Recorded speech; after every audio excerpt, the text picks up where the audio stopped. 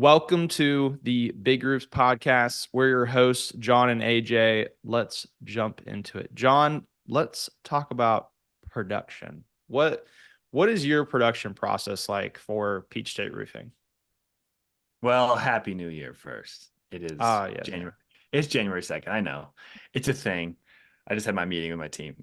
Um, Talking about production actually. So my production process is such that my sales reps or managers take the sale from cradle to grave. So they are responsible ultimately for the entire process to sell the job, produce the job, and get paid for the job. Now, that being said, we have a team that's on the back end that helps with that entire process. So they're helping with writing the estimates, they're helping with production management, and they're helping with collecting the actual money. So it is actually more of an inside outside sales situation like the roofing machine. So it's not one person, even though we do put the final responsibility on that sales rep who's actually selling the job. We want them to take responsibility, even though they do have a lot of support to get that job done. so they are the point of contact for that homeowner throughout the entire process, before and after the sale. They yeah, Even if they're not doing, that's correct. They should be. However, the team does communicate with the homeowner as well. So both manual and automations come from Kathleen and Tisha, uh, along with one of the sales reps to communicate. So it is one person, but we want to make sure that there's not more than three people total. The third person is typically the accounting person. That's Tisha. So it's really just two people most of yeah. the time. But yes, that's the way it works. Cool. And Kathleen is an inside sales rep in this scenario. When does she jump in to communicate with the homeowner? What are the She conditions? she answers all the phone calls. She takes in all the leads. She starts every estimate, Yeah. So she's and mostly on the front end before the handoff to the rep. well, she does actually help with production management as well. So we were talking about that this morning. We talked about for months. We will eventually have two people. We'll have an inside sales rep and then a production management person. That her job is actually two. We don't have enough lead flow right now to make it worth doing two people, but that will be eventually what we do. Okay. Yeah, that makes sense. So with this system that you have right now, where you have cradle to grave on the sales rep, but then your support on the front end with the lead, then support from essentially production manager, which right now is the same person, and then billing. Um, would you say that that's the right way to do it? Like if I'm a new roofing business owner getting into the business and I'm building out my team, scaling up first couple years in business, is this the way I should be doing it? I think whatever way you do it, you need to have sell work, do work, keep score. And it typically takes three people to do those things.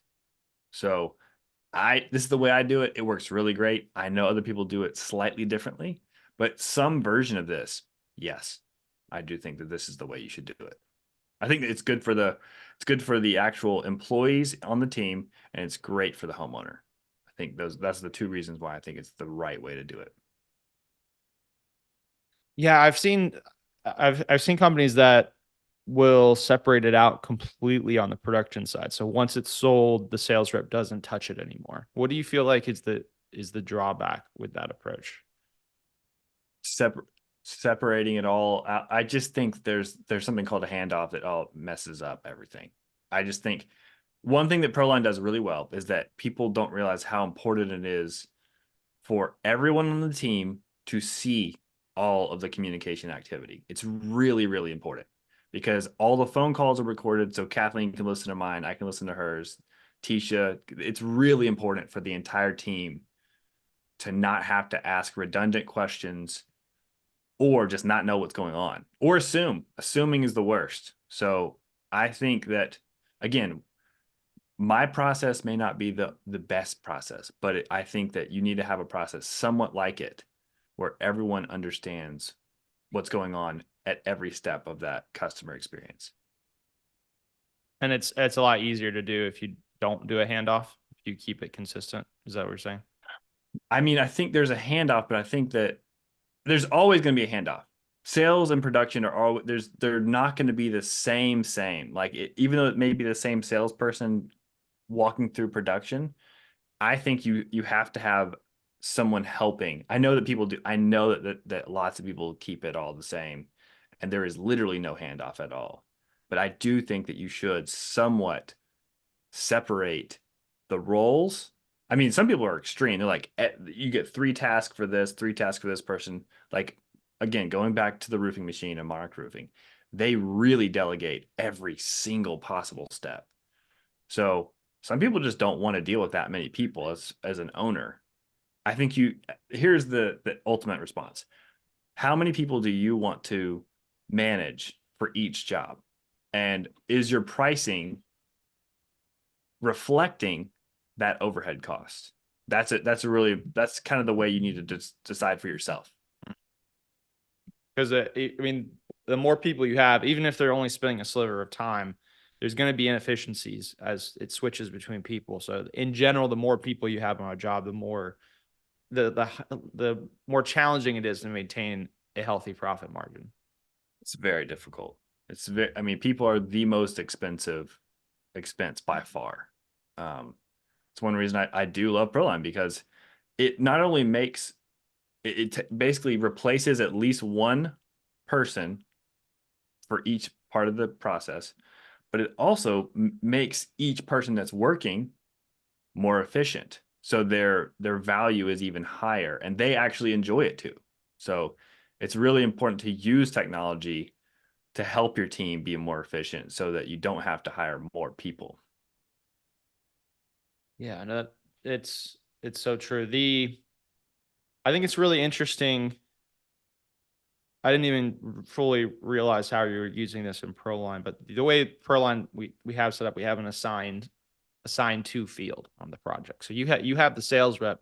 It's assigned to the sales rep the entire time. It doesn't change, right? There's no assigning it to somebody new, which you could do. You could do that if you're a type of company that wants to do the complete handoff. You could change who it's assigned to and assign it over to a production manager. But I like the way you are keeping that experience consistent for the homeowner by keeping their main point of contact as the sales rep the entire time. It's not like after they sign, because I think that's a fear that homeowners have, is like, I'm spending all this money and I'm talking to the sales rep. I have this rapport.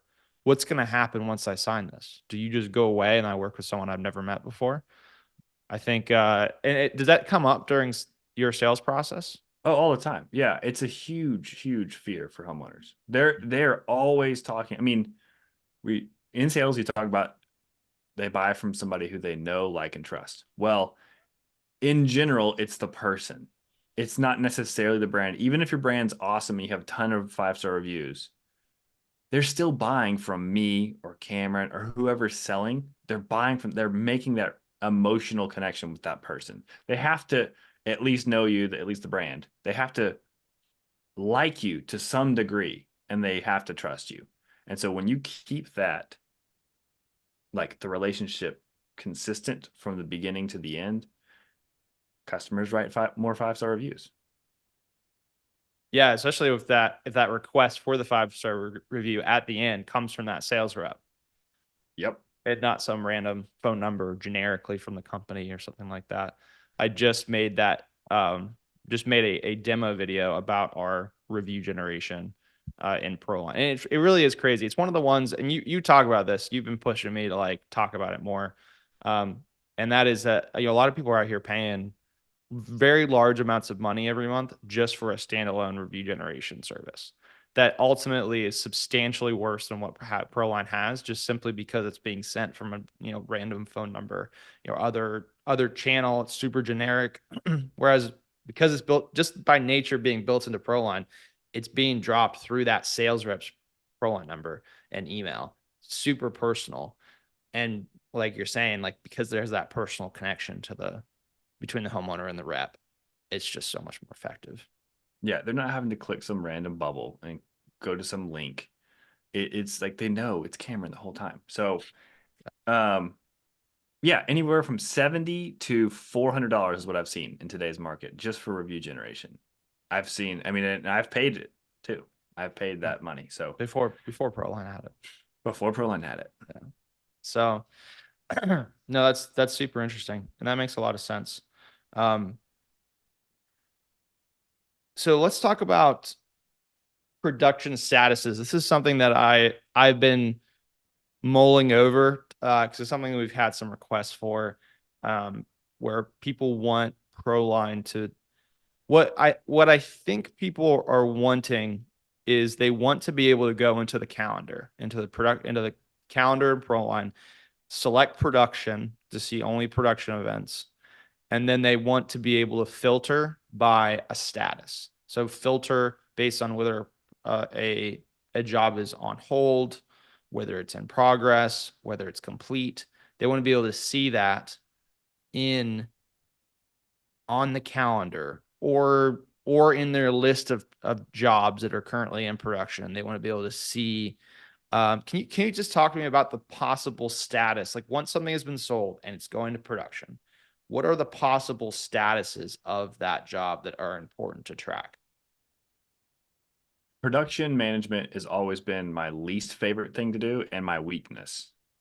So currently we're actually working with Edward on the ProLine team to make these statuses the best they can be for my team and for our sub crews, but mainly for Kathleen, who's running production management. So I don't have a great answer for that right now. I just know like we had some confusion with like signed contract, job completed, and then moving forward into production, like material ordered, all that stuff. We're actually working on it. It's a work in progress for us right now because we've done it a specific way for a long time, but in the next basically 2 or 3 weeks, we're going to change a lot of things to probably be more efficient.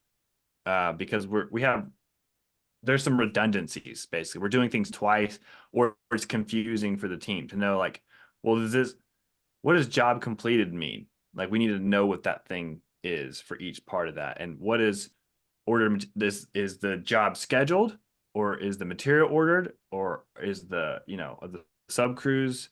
We need to actually work on that process. So I don't have a super solid answer right now, but we are working on that because there was some confusion the second half of last year for what to do next. And we didn't have any automated task actually created correctly.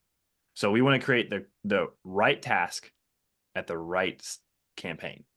So Yeah, whenever it goes to a certain stage, I want Kathleen to start this, to do this. And then I want Tisha to start the budget. Like these are things that we are fixing right now to make sure there's no confusion and there's no one wondering what they're supposed to do next. Yeah, so it sounds like you guys are customizing those stages in ProLine under the production. So you have a production pipeline, just how most of our users have it.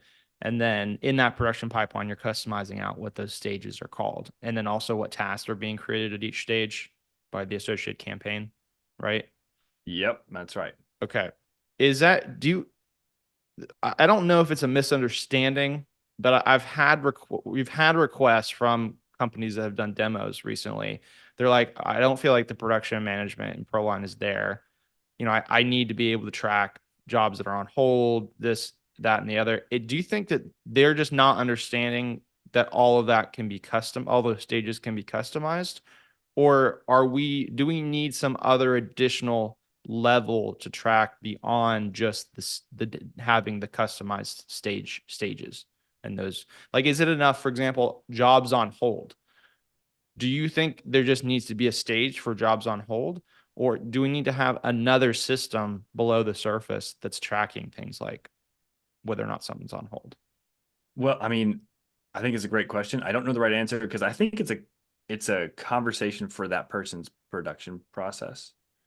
And we've had things like waiting on result. We've had that as a stage in sales, but then also in production. Sales, yeah. And we've also had it in we've had like waiting on adjuster for if we do insurance work, which is essentially hold. You're kind of in a a holding pattern waiting for that adjuster. Now, I do think that if you're doing insurance work, you should have a waiting on adjuster. If the ball's out of your court for some reason, you can't control that part of the process. There still needs to be some sort of reminder to the homeowner saying, hey, just checking to make sure the adjuster reached out to you. Just like you should still have the automations in there along with manuals for the insurance side of things. But even if it's retail, having job on hold for whatever reason, like we have one right now. We have one that like they changed the color twice. And then it's going to snow probably in Georgia on the day that it's supposed to install, we think. So, yeah, I mean, I think you could have something where it's just a holding pattern that you don't want to keep sending automations out for some reason, but Or you might have automations that are in place specifically for that. yeah, Just yeah. to update.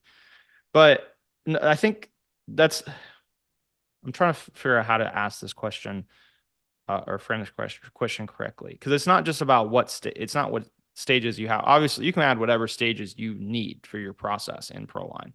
What I'm trying to figure out is, do we need to have something beyond stages?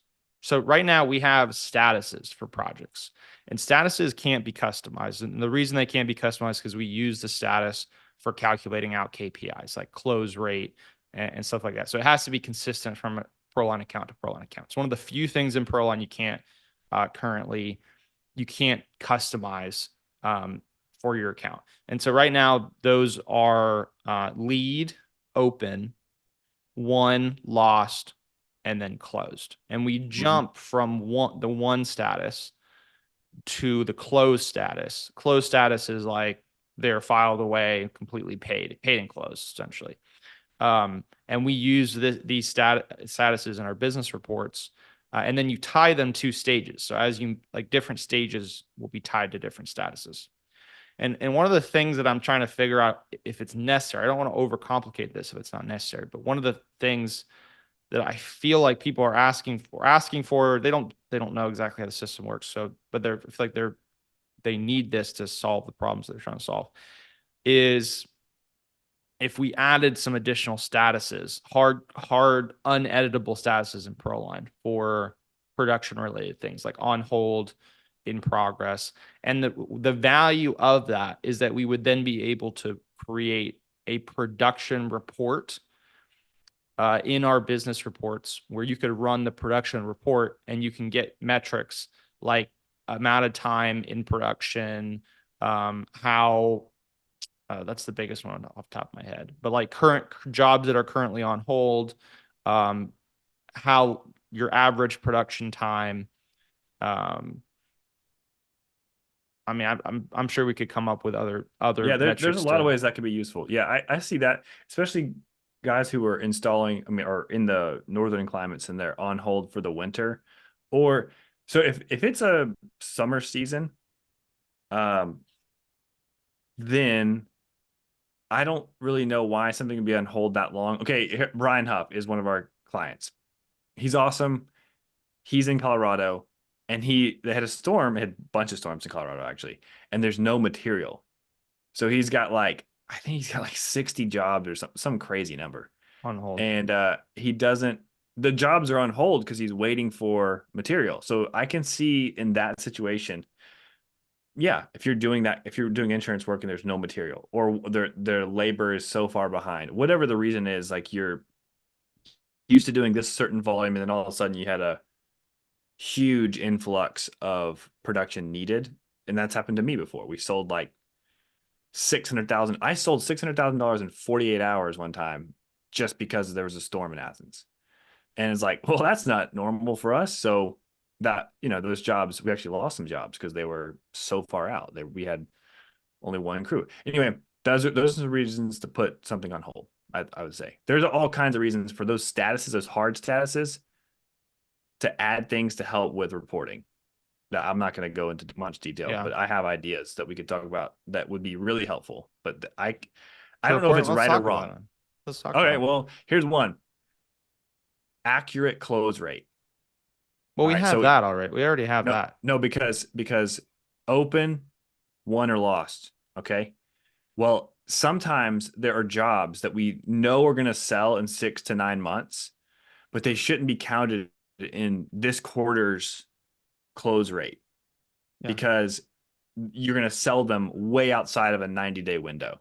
Yep. That doesn't really help you understand. And that's a very, very common So question that I what do you get. mark those as? So they're still open. So they're not helping you understand your numbers really well, especially as you scale and get larger and you have a lot more leads. You're like, well, why is my close rate this either too low or too high? You want it accurate. And Well, I don't that know. would be accurate. If you have a job that has come in and It's not signed. It's not signed yet. is not signed, Yeah, correct? it's not signed. It's not signed. It's still open. Then yeah, that should count against your close rate for that quarter because that is a job that came in. It was a lead that you did not close. Even if they're gonna close later, they're not closed yet, and they didn't close during that period. So But we the had one other guy, he the thinks other his close thing, rate's 10%. I'm like, your close rate is not 10%, dude. It's not. You have all these open leads. right? And I'm like, that's not accurate. Doesn't help you to know that he's frustrated because he thinks his close rate is So in our mastermind. if you have, so this is one reason we do differentiate between open and lead in ProLine because we don't count. Let me make sure I say this correctly. Your close rate is based off of your opens, not your leads. So if you have a Okay. bunch of leads coming in, if they never go to open, which typically the way ProLine accounts are set up, the way we do it by default is they become open once a quote is sent. So your close rate is only based off the ones that become open. It's also we calculate the close rate based on the time frame in which they became open, not the time frame in which they closed. So Okay. if last year, if in 2023 someone was open, became open, but didn't close until 6 months later, until they close, they're not going to count towards your close rate. But if you go back and look at that period in which they came open, a year later, it will reflect that they closed later. Okay. Because it's not based on when they closed, it's based on when they became opened. So you do have over time, as things close over time, it is going to change that close rate as you look back in time, as more of those leads that became open are able to close. This is great. Sense? Let's repeat it one more time. And this is the framework. So if you're running a report in ProLine and you want to run your close rate, if you're saying all of 2024 or the first quarter in 2024, I've got a bunch of people from last year that I know need a new roof and they haven't replaced the roof. I know that they one of them you saw, she came up and shook my hand. I need a new roof. She still hasn't done a roof yet. Well, so that was last year. She has a proposal. We sent it to her. She has not signed it. That is considered an open. That's open, right? Right. Okay. That's in open. ProLine. So is that counting towards my close rate from 2023? That is currently, so if you look, we'll say she was in Q4 of 2023, or actually that was like Q3. So we'll say Q3 2024, sorry, Q3 2023. If you go back and run a report for Q3 2023, right now that is pulling down your close rate for that period because it has not closed. Now, if she signs it today, and then you run a new report. This is why we actually I love the idea, and I really tried to make this work in ProLine where the reports were just live. But the problem with that is the point at time and when you run the report is actually part of the report. Yeah. And so you do have to run the report because it's important to know like when that was run. So if Mhm. you go rerun the report again, it will then have a higher close rate because that has since has closed, since you ran that other report.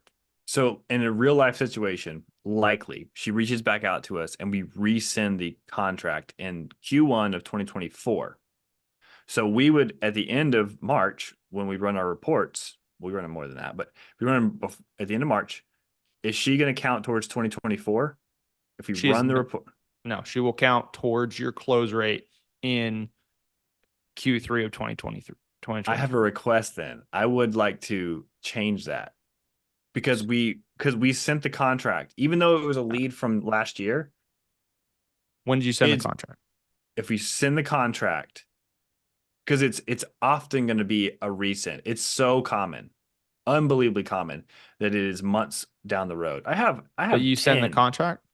later. I resend it. So we're Oh, resending it resend it. months. Yeah, we're resending it months later. And so at the time, and the also so many factors are going to change too. The pricing's probably going to change. Like the sales rep could change. Like there's all kinds of things that could change. So that affects commission. If you move it back to lead, so in this is maybe something in your process. We have a system for exactly what you're talking about, but it needs to, your process has to match up with this.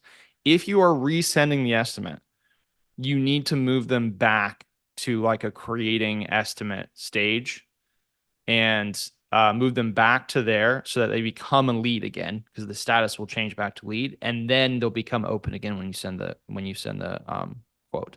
If that change occurs where they go to lead and then they go to open again, that's going to reset when they're open. But if they're just open the whole time, there's no, I mean, I don't see any possible workaround on that. If you're not communicating to ProLine that's something that they returned to lead and then received a new became open, then it's going to be based on when they originally became open. That's a bummer. I'm just going to tell you that's a bummer because what's going to happen is sales reps, outside sales reps, and inside sales reps are going to get an email or text from an automation because ProLine's awesome. And they're going to say, hey, I'd love to move forward. I know it's been 6 months, 12 months, whatever it is. And they're going to click the resend button for that proposal. And they're not going to ever go, oh, I'm going to change the status really quick. My phone or on the computer. And if that's the case, so the thing is, what you don't want if it were to if it changes, you're now pulling. That's going to make your old close rate look better because you've pulled that data. You've decreased the number of open jobs that became open then. It's No, I get it. I But nobody understand. I cares think about what you're asking about, but the thing this is extremely important for accurate data. If you start messing with any of that timeline, how the jobs are counted as one, or not basing it off of when they became open originally, the data is not accurate. You will end up with a artificially high close rate because you'll close jobs later, and then you're going to count that towards that period, and you're going to think, oh, my close rate's really good. But it has to be based on when they became open because that's the only way for the numbers to be equal, to have the correct relationship. So I know it seems like you would want, oh, like we closed it this quarter, we resent the quote and we closed it this quarter, which should count towards this quarter's close rate. It shouldn't, because what it feels like it should, but that in itself is the problem because it's going to artificially inflate your close rate and make you think you have a higher close rate when in fact your close rate for that quarter might be lower, while hurting your close rate in the past, which is now, artificially it influences it to be incorrect because it's not in line with the number of jobs or projects that became open. I've spent so many hours like testing and agonizing over this. So we have to change it back to recap.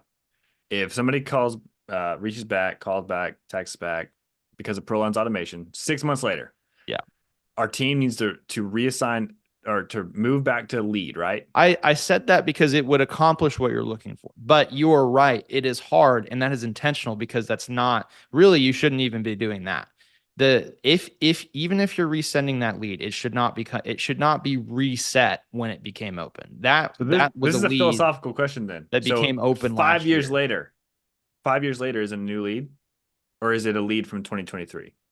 If you that is a little bit up in the air. I would almost say just like, so here's actually probably the right way to do that is to create a new project. If it's that far out, you don't know what things have changed. It should go through the process as a new project. Leave that other project in lost or wherever it ended up, and start with a fresh project. You can copy over some of the information if you need to, but that's the way I would handle. I would say to approach that. Actually, create it, like run it as two different, so that way you have data on both. Like leave when that old project became open and got their quote and all that. Leave that the way it is and start fresh with a new project, because you may end up like making some mistakes on that old project anyway, since you're going to assume the data is good. It's not necessarily going to be good. But so that's what I would say. That's what I would say there. But I think the where it's fuzzier is in the middle, where it's like, hey, it was last year, and in those situations, I'd say to be accurate, I know it's not as flattering to your close rate in the current quarter that you're trying to influence, but to be accurate, they became open last year. So if they close, that should influence that quarter's close rate, not this quarter's close rate. Now, I will say this, we do track in ProLine, we track how many you close total in a given period. We just don't use that to calculate close rate. That is win rate, I think. Yeah. So your win rate versus your close rate is like your win rate's just your percentage. And this is I think a lot of people say close rate, but they're actually talking about win rate. Win rate is just for a given period. How many did you win versus how many did you lose? If you sold 2 jobs, you lost, or if you had 2 projects, you sold 1, you lost 1, you have a 50% win rate. That is not close rate though. That's win rate. So what we do track that as well. I think it's just about which one do you want to look at? Do you want to know how many jobs you sold versus lost in the given period, versus do you want to know the really important thing with close rate is like you need to know out of 10, if I send out 10 quotes, what percentage of those 10 quotes did I close? And am I likely to close in the future? So that is the problem with, like, if you start changing the timeline where you don't count that close this year as being for Q3 of last year when it became open, then you're now not talking about apples to oranges, because you're no longer talking about which percentage of the 10 jobs, because you're now introducing, so you might have, you're introducing additional sales in a period in which they didn't become open. So you're no longer comparing apples to oranges, if that makes sense. That makes sense. They're 2 different things. They are. It's rough, because you're like, if you're listening to this or watching this, you're like, what am I supposed to track? Win rate or close rate? They are 2 different things. You do need to understand the differences between them. And the close rate is more important though, at least in my opinion. Yeah, it probably is, because then you can track your marketing and if there's a failure in your sales process for some reason, you're like, out of 10, like you said, out of 10, how many do I close on average?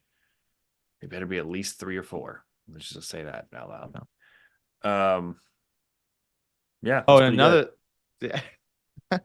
it's so funny when we on demos for ProLine, when we ask what is people's close rate, it's almost every time it's like 50%. Maybe that's people say, and it's either because they're tracking win rate, not close rate, or they're not counting their open projects against. They're just thinking about, oh, I close. Well, I guess so they win rate, because they're talking about win rate. They're thinking, oh, I sold, or I had 2 projects. One went to sold, one went to lost. It's 50-50. It's like, it's not 50-50, because you have 8 projects that are sitting open right now. So it's actually 10% is your close rate. You think it's 50%. It's not 50%. It's 10%. And people, even crazier than that, like especially door knockers, or just people that are in insurance, are like, well, my close rate is 90% or 80, 70, 80 or 90%. I hear that so much for those types of contractors. They think they're closing every single job. I'm like, you don't understand, obviously, at all. You have to put enormous effort to get that one. Like it's less than 10% a lot of times. Well, they're also typically counting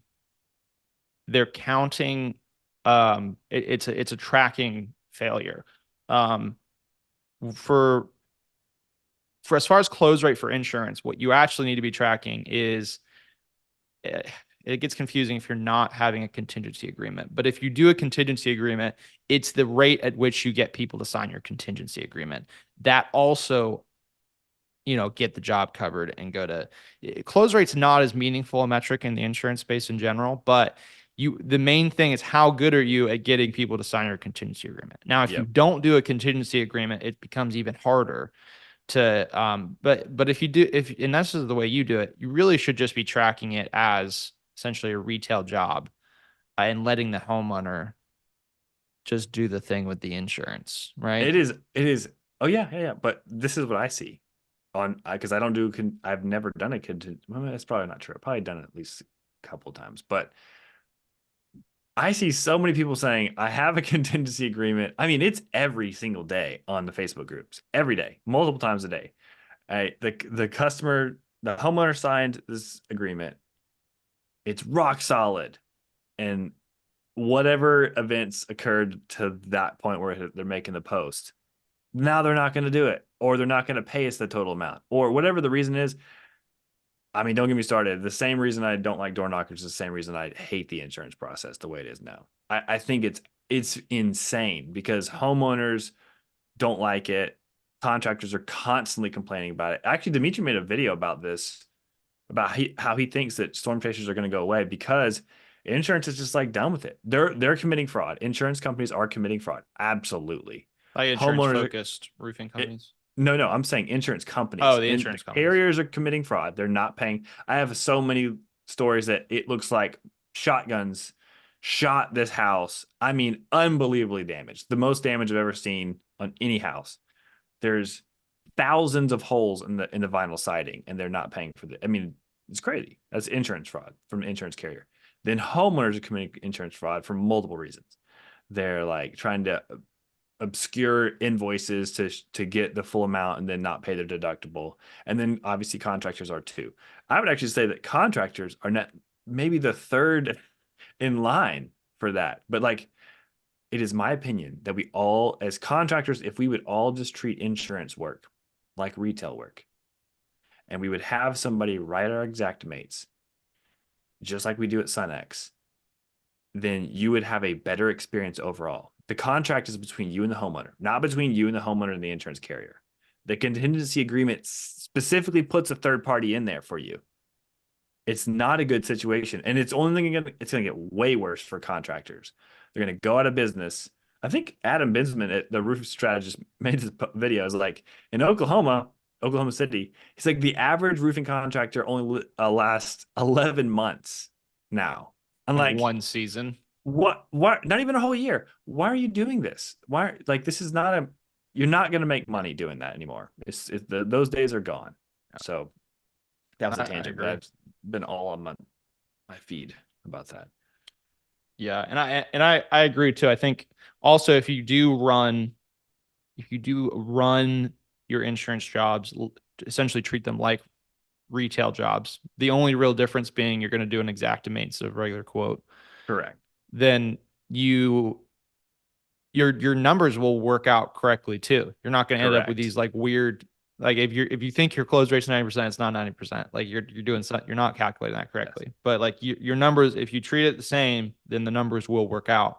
And you should still differentiate. So like, and we do that in ProLine, like we have for type retail versus insurance. So it will be helpful to separate those and see like what is my close rate on retail jobs, what is my close rate on insurance jobs. That is valuable for sure, and it probably will be different, but it will be comparable. Like you'll get an accurate picture of how good are you at taking something from open to closed for each of those. Um, Yeah. It all yeah. comes back to knowing your numbers and like what we're talking about, knowing win rate versus ratio. Like if you just keep your systems the same for every type of job, I agree with you totally. You want to know the close rate for insurance type jobs and like straight retail jobs. You do want to know that because there are different factors in place. There are different types of homeowners and expectations. There's a third party involved that you don't want to be involved. Like retail is completely different than that. And I just think that you should run your business like, hey, we offer a service.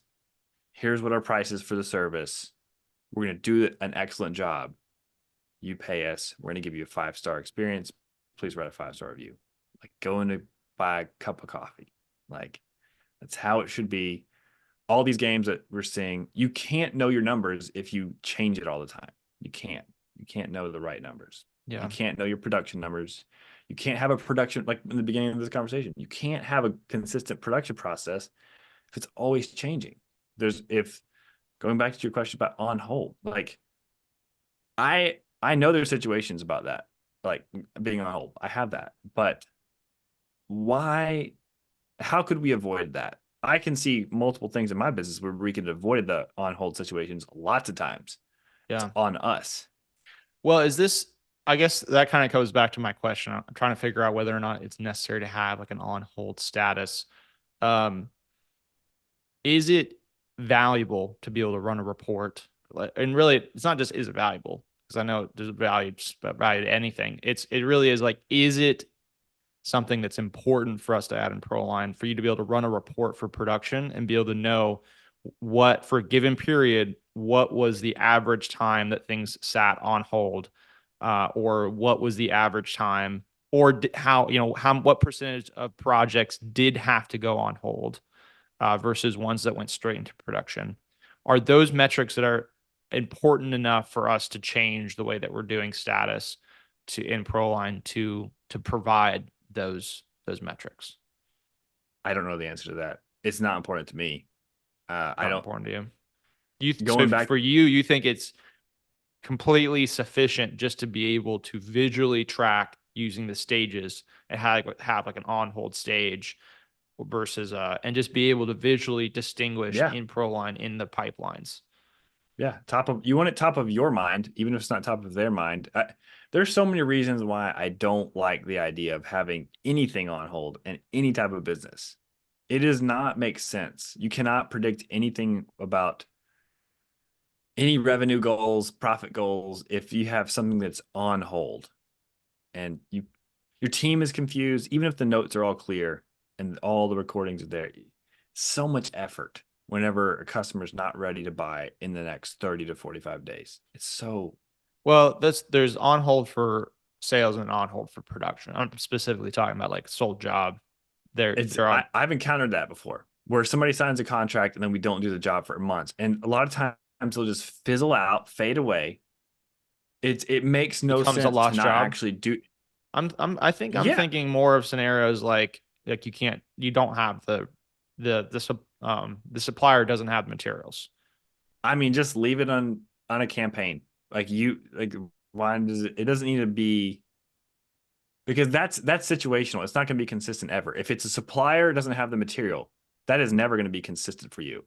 Even weather in the winter months, that's still not consistent, because there's some guys who are in the north who are posting they're roofing in December and they never do that. So what stage I would just you have those jobs in for you? Like you're not going to have an on hold stage. um how do we have them right now? I don't remember how we have them, but I don't want them. I don't really want. They're still in actually quote sent. Some of the ones I'm talking about.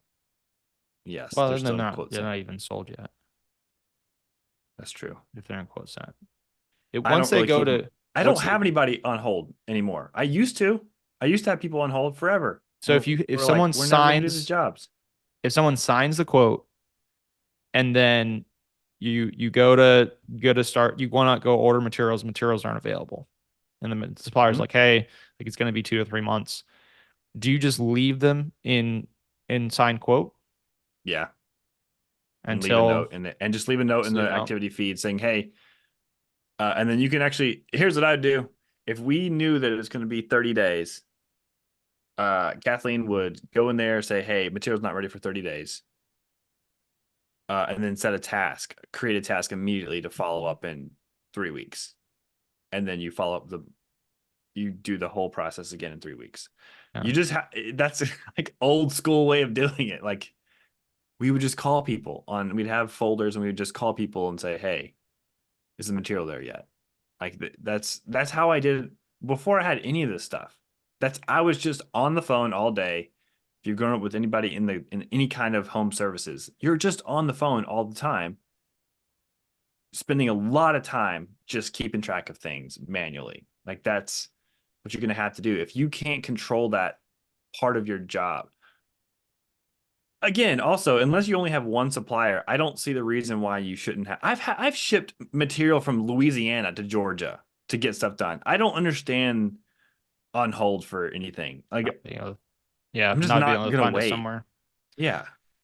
Yeah, I need to probably explore this more, ask more questions from the people that are asking for this. My thought process is that they maybe just aren't understanding how customizable our stages are.